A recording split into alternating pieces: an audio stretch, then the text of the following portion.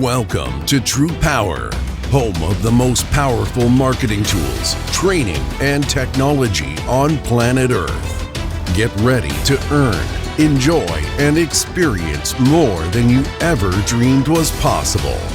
If you're tired of just getting by and ready to really thrive, then buckle in and listen up. Here's your host, Matt Fox. All right. Well, welcome everybody. How the heck are you this fine day? On today's episode of TruPowur Academy, we are going to be talking about the sales process, some of the scripts, or what I would better like to call the guides, because it's a little difficult to try and really calculate what you can say to somebody knowing what their responses are going to be. So we're going to be talking about leading in with the utility audit and all things utility audit related and what you do in the next step. So without any further ado, let me share my screen and let's jump right into it. All right. So from the quick launch menu, you have the ability to access pretty much everything on the platform from here. Down below, you will see the commercial sales cycle in phases. And so obviously, we start the conversation in the CRM, contacting the customer about their electricity, utility audit, using the scripts and the emails that are available. Upon receipt of the utility bill, we submit it to the auditors, making sure that we've got a complete bill. It's in a PDF format, and then immediately enter the customer's electricity contract information and billing information into the pricing platform to create the proposal. That's very important. Because it's once you get the bill, submitting it to the auditors is only half of the process. So we want to make sure that we immediately get that into the pricing platform to be able to evaluate whether or not we can provide that customer additional savings moving forward. So the audit goes backwards up to 4 years, identifying errors that are not only on the bill, but are buried within the utility. Going backwards, those are refunds. Moving forward is savings. So once we've created that proposal, then we're going to rename it and send it to the customer, hopefully within the hour. So that way we can follow up with the customer to let them know that we received a copy of their utility bill safe and sound, that the auditors are already underway. And in the initial investigation, we also uncovered some additional savings in their electric account. I emailed you some information. Take a look at that. Give me a call. We'll go over the details. So let's go over to the CRM. And so when you log into the CRM, this is the high-level dashboard. And if we go into our leads and pull up a contact,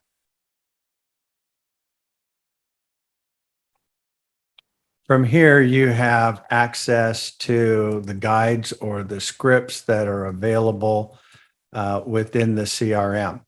Now, I've spent some time working one-on-one with a lot of the agents and brokers over the past couple of weeks.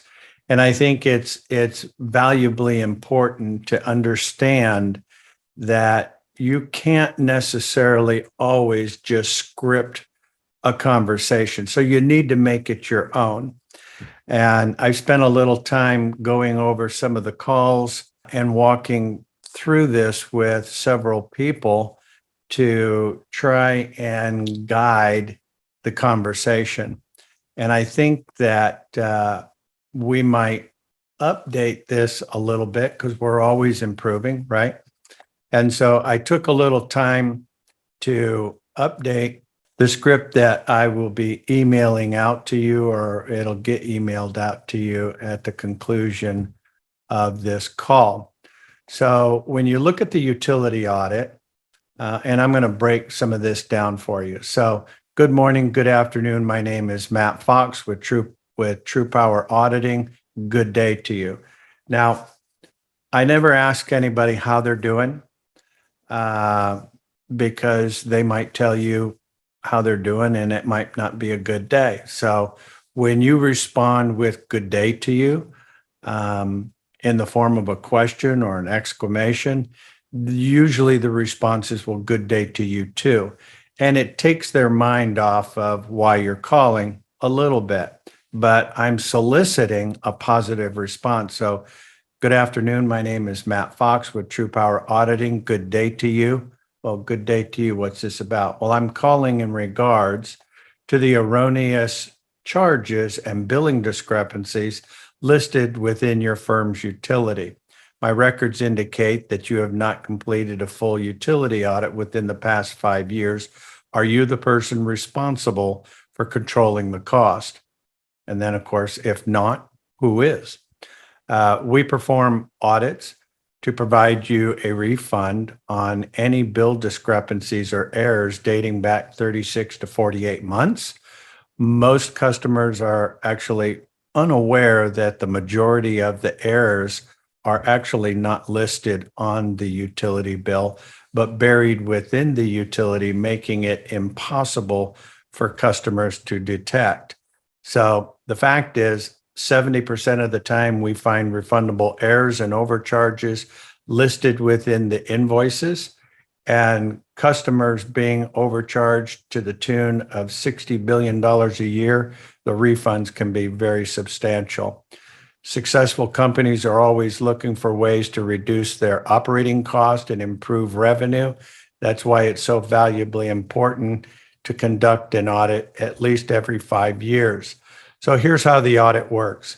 I'm going to send you an email with my firm's information along with instructions on how to submit a copy of your most recent electric bill. Our auditors will conduct the audit at no cost. We're only compensated if we obtain any refunds for you. Once the audit is complete, they will report back with you with one of two outcomes. Either congratulations, there are no errors, you have a clean bill of health, or here are the errors and the amount of the refund. Do you want to move forward? And I've never heard of anybody not wanting their money back, so that's an easy decision. I'll also provide you a list of references, case studies, additional information, and brochures. What's the best email to send that to? Now, this outline or guide or script is just that, an outline and a guide of conversation. But depending on that individual's response and who you're speaking to, you may have to maneuver around that conversation a little bit differently. Something to remember is that, there are only 3 things that can come out of a person's mouth: make a statement, ask a question, give you an objection. So a statement is going to be a little more like, the sky is blue. Well, you don't need to respond. Statements do not need a response. Questions are always answered with a question, even if it's as simple as, is that important to you? So, is it raining in your neighborhood? Well, are you coming over today? And an objection is going to be a little different because that's a pushback. They are sidestepping or trying to get rid of you. And so I can't come over today because the weatherman says it's going to rain out. So objections are typically going to be handled by either feel, felt, found, or isolate, handle, and close. The feel, felt, found is very simple. I understand how you feel. I've had a lot of people that felt the same way, but what they found was bring an umbrella. When you get out of the car, if it's raining, you won't get wet by the time you get to the front door. That's feel, felt, found. Whereas isolate, handle, and close is repeating back the objection in the form of a question, but isolating it to one thing. In other words, the only reason why you can't come over today is because a weatherman said it might be raining out. Well, they're going to respond with yes, because that's what they just said. Isolate, handle, I'll send you an umbrella, close. If it is raining, by the time you get out of the car, you won't get wet before you get to the front door. So understanding that if you take a statement and treat it like a question, then you just upgraded the problem, right? Or if you take a question and you upgrade it to an objection, you've done the same thing. You've just made your task a little more difficult. So I would like to hear from folks a little bit more as to some of the challenges that you're dealing with on a day-to-day basis in trying to speak to the right person, how to get around those gatekeepers. I had a conversation with one of the representatives yesterday and simply explained that a lot of times I'm using a combination of the audit and the commercial entry script in order, depending on if the gatekeeper is kind of one of those just a little bit rude, snappy responses, then I may just skip right around them and ask to be transferred to accounts receivable. Now, depending on the size of the company, that accounts receivable might be accounts payable as well. And it might be, the owner is the receptionist, the accounts payable, accounts receivable, chief bottle washer, and everything. So you kind of have to play it a little bit by ear, but the premise behind that is accounts payable is the one who pays all the bills. So they're the ones that really know what's going on. But if you have a gatekeeper and you ask for accounts payable, in their mind, you're calling to get paid. So they're going to drill down on you. Who are you? What's this about? What is it, and you don't need that because you're not going to lie to them. And so then they're going to try and send you somewhere else versus accounts receivable. Those people are typically lower tenure, don't have check writing ability, and they answer that phone. Accounts payable, odds are it's going to go to voicemail. You're going to leave a message. And if you use the voicemail drop, it's going to confuse them. So by going to accounts receivable, it at least gives you an opportunity to speak with a live person that is not taught to be a gatekeeper. And so when I introduce myself to them, I will usually tell them, I don't recall having spoken to you in the past. Are you new there? Now, the answer really doesn't matter whether they've been there 8 minutes, 8 weeks, 8 months, or 80 years. It's a slight deflection. Not a problem, no matter what the answer is, not a problem. The reason for my call is, and then go right back into it. I'm calling in regards to the erroneous charges and billing discrepancies listed within your firm's utility. My records indicate that you have not completed a full utility audit within the past 5 years. Are you the person responsible for controlling the cost? No, that would be Bob. Is Bob available? Great, put me through.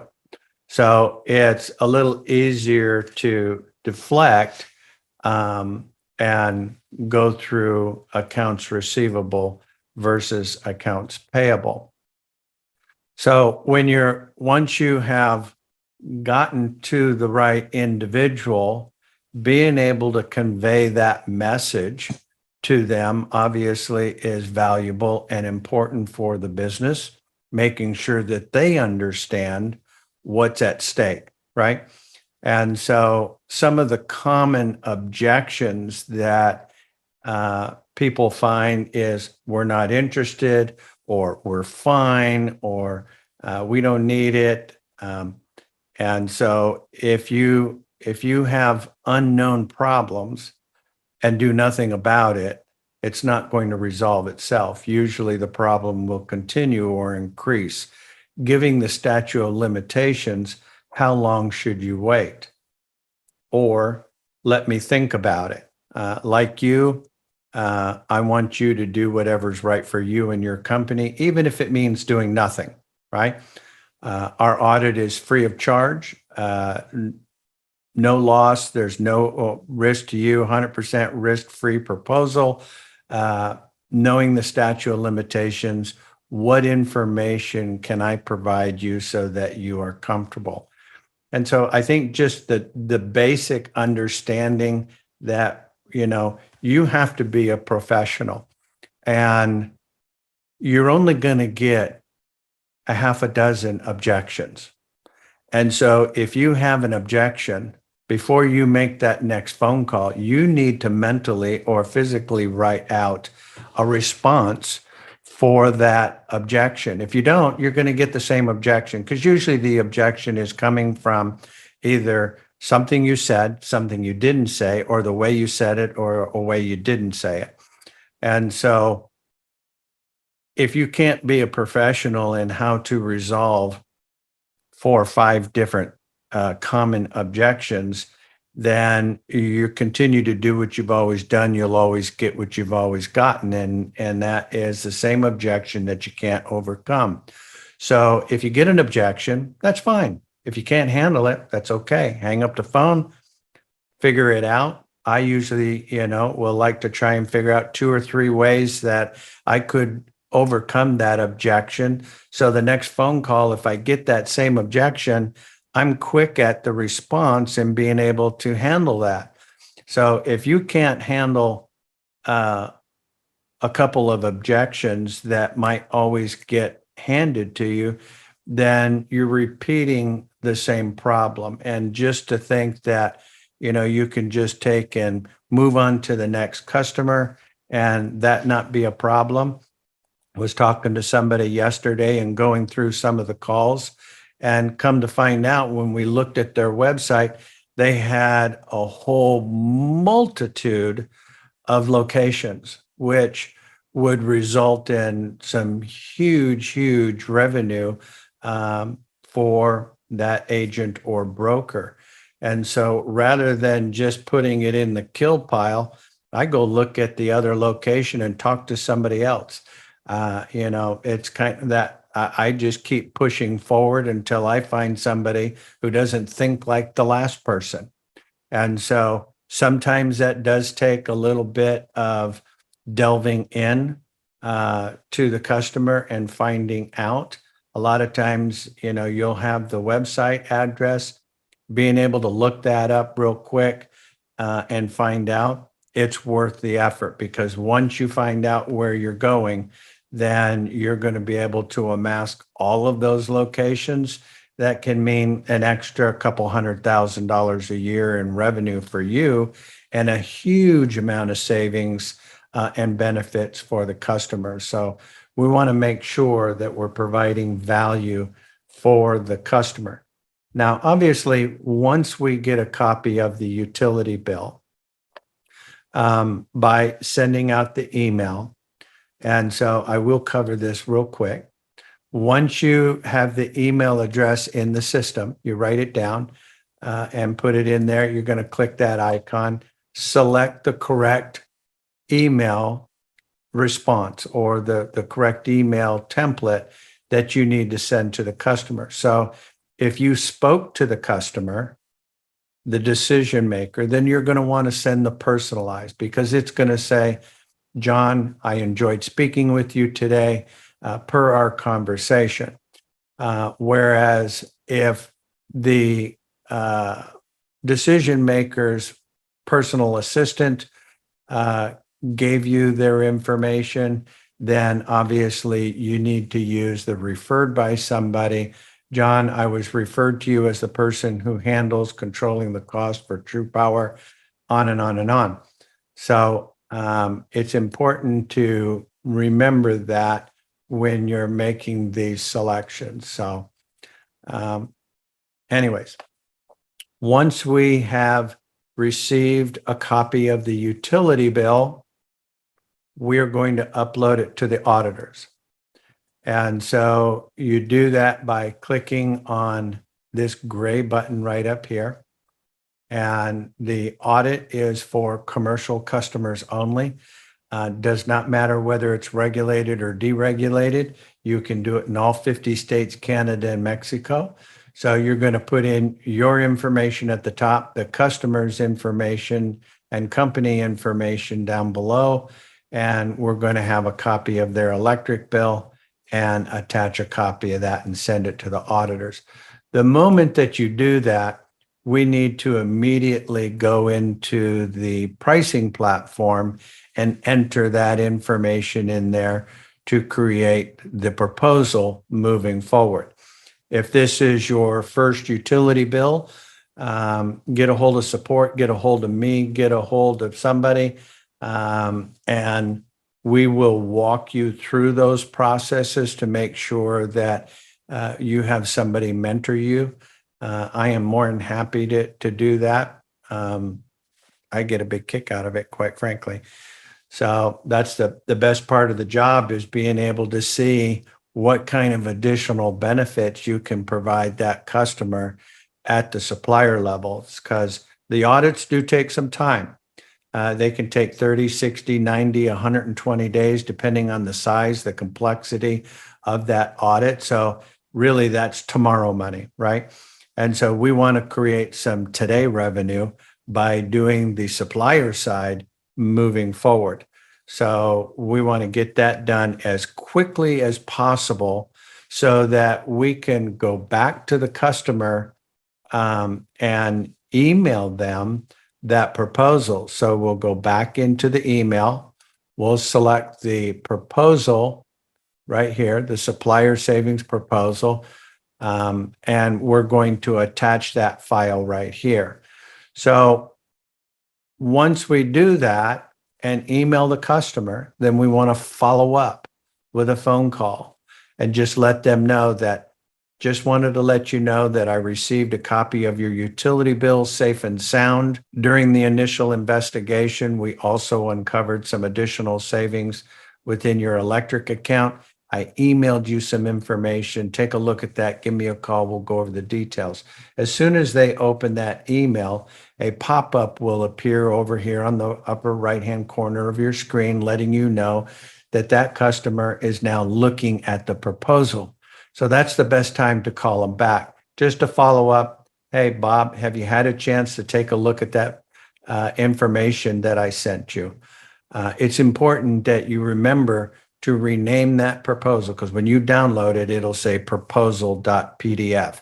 You need to rename that proposal to whatever the name of the company is up here. So when they see that attachment, it's in their company name, not proposal. Once they open that and they see the benefits, obviously they're going to be very intrigued. So they're going to want to know, well, what do I got to do to apply this savings? My response is, well, the how is not so important as much as when do you want that savings to start?